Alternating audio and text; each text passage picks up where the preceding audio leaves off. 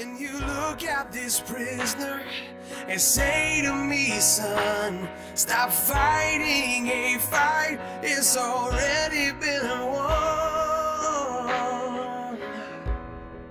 and I am redeemed.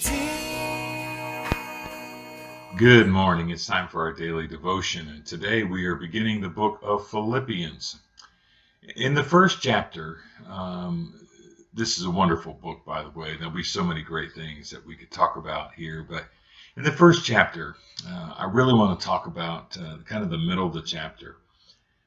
In verse 9, Paul says, "And this I pray, that your love may abound still more and more in real knowledge and in all discernment." That word discernment is going to be important. So that you may approve the things that are excellent in order to be sincere and blameless until the day of Christ. Now, let me tell you what I think Paul's saying here.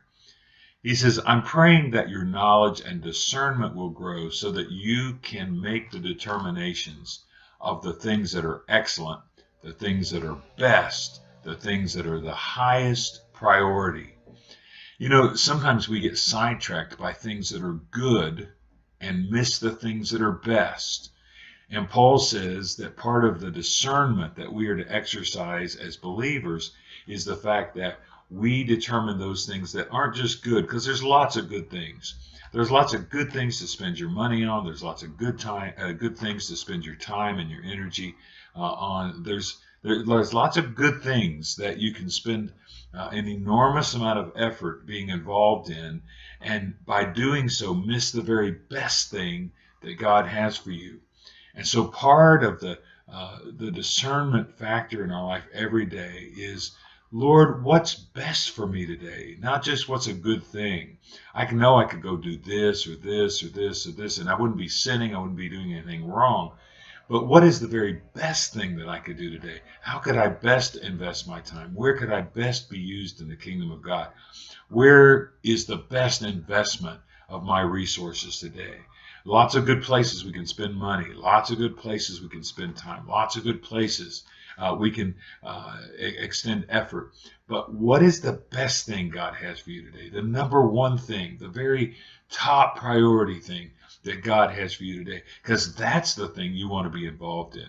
You don't just want to do the mediocre.